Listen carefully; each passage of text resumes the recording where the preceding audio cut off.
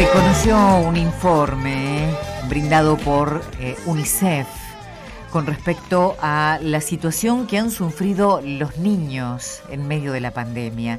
Se habla de que más del 40% de los niños de 0 a 6 años, es decir, los más chicos, sufren alteraciones del sueño, pero también hay otras cuestiones como alteraciones con las comidas. El 24% tiene problemas de comunicación.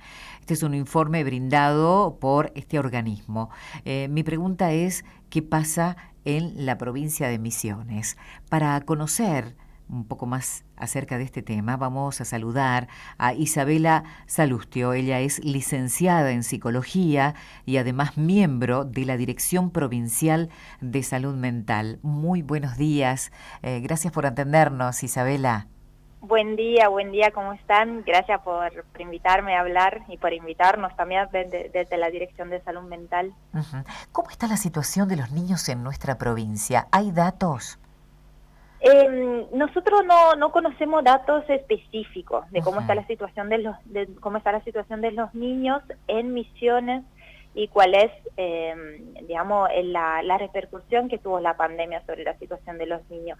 Pero en general, obviamente los datos que se presentaron a nivel nacional seguramente reflejan también la situación de los niños acá en la provincia de Misiones. Uh-huh. Yo estuve leyendo el informe, estuvimos desde acá leyendo el informe y hay cuestiones que sí están presentes también en las provincias de Misiones. Uh-huh. Así que seguramente estos datos sí son certeros. Bien. Y además lo que pasa es que a nivel psicológico también, todos los que fue el estrés generado uh-huh. en las familias, tuvo repercusión sí o sí en los niños y en lo que es su desarrollo.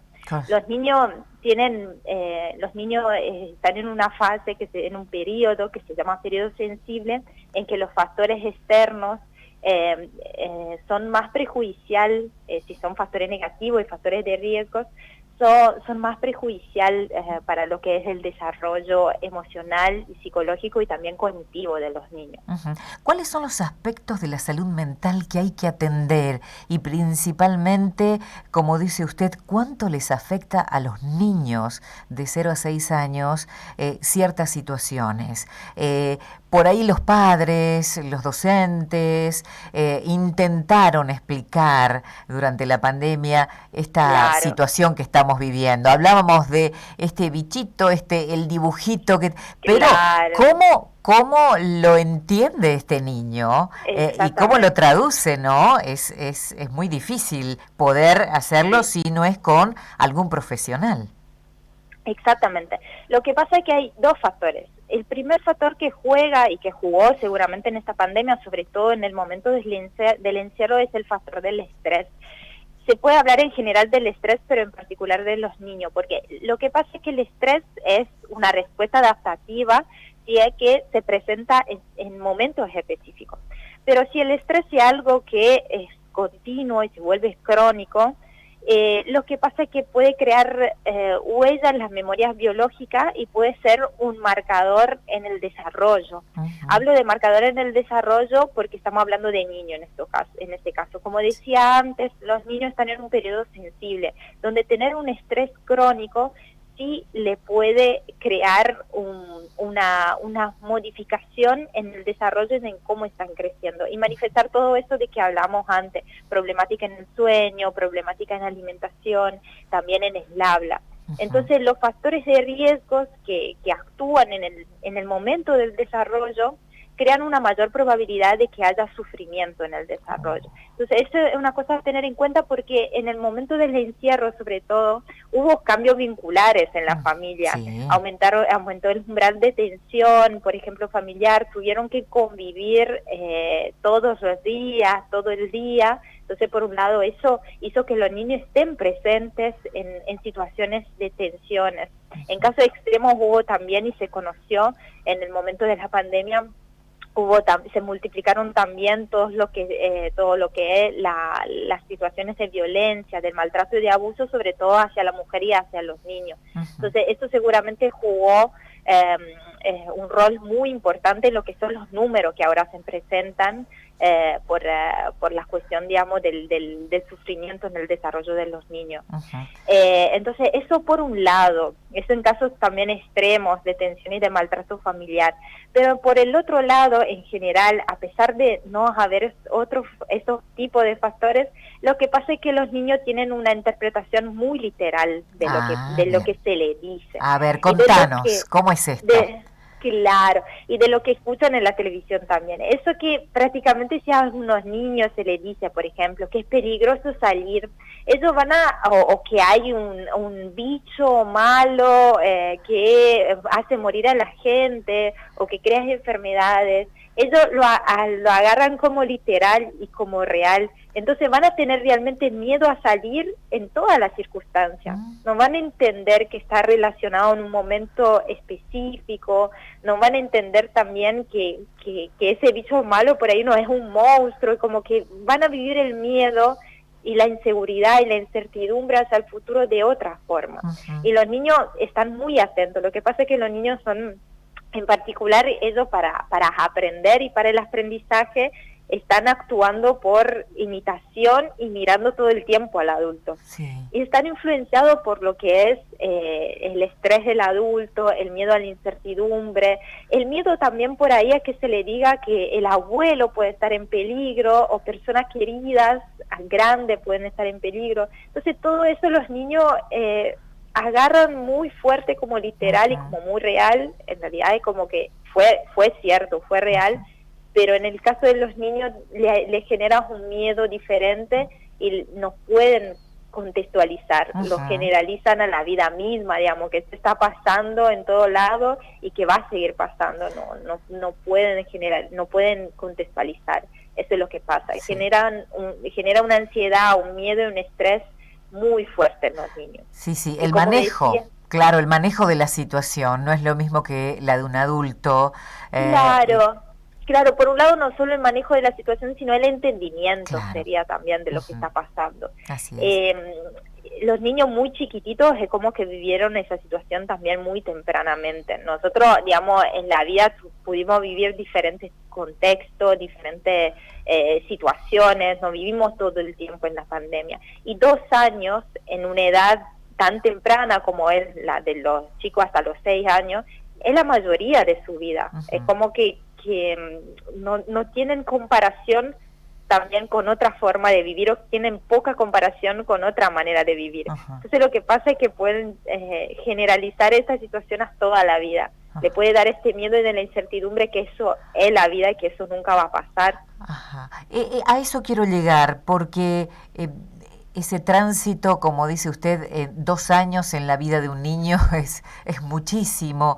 Y voy a poner la palabra entre comillas, es posible licuar, es posible darles como, no sé si borrar, pero en esta etapa poder ayudarlos a que no quede tan marcada esta situación que se vivió de la pandemia, darles como una especie de bálsamo a los niños. ¿De qué manera?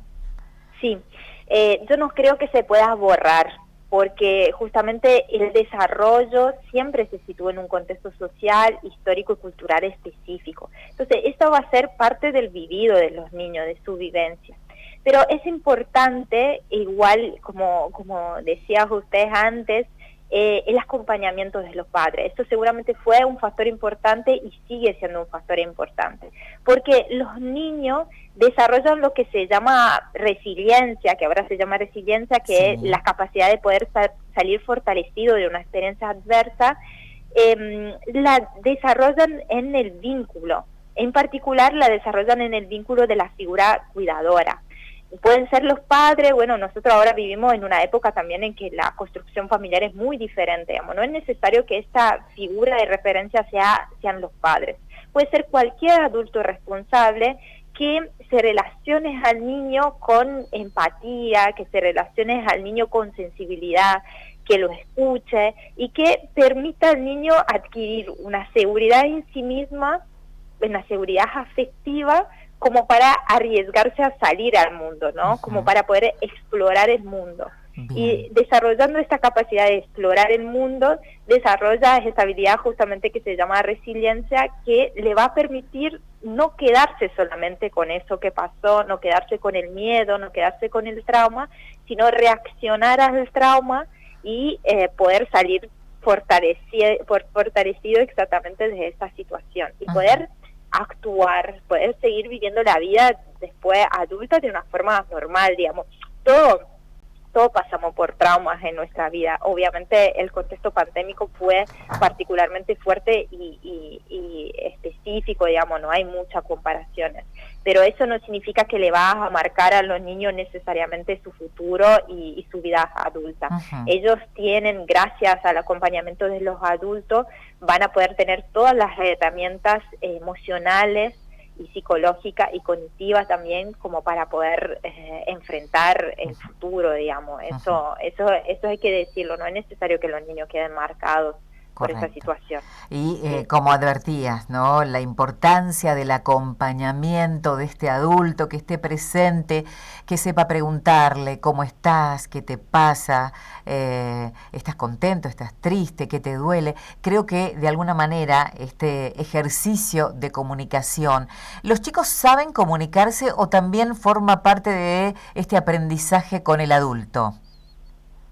Y todo lo que es el desarrollo es principalmente vincular. Entonces, obviamente por una cuestión de sobrevivencia, el niño aprende a comunicarse por lo que son las necesidades básicas.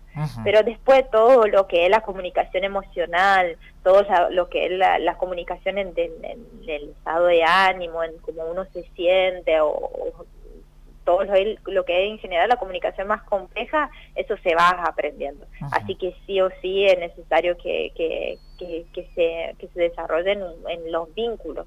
Ahora encima, bueno, por el año pasado, ahora estamos en una situación por ahora, por suerte, un poco mejor, pero el año pasado encima los vínculos estaban muy limitados, los vínculos que le podían permitir ese tipo de desarrollo. Estaban limitados a los padres o a las personas con las cuales estos niños estaban viviendo el encierro.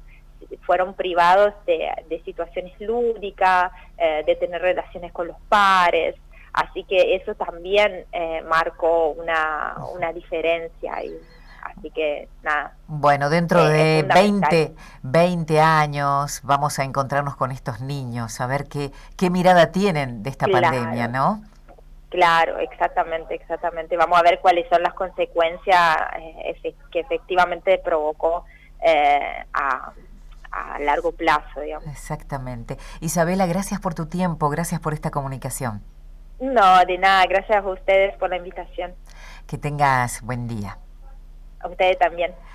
Isabela Salustio, licenciada en Psicología, miembro de la Dirección Provincial de Salud Mental.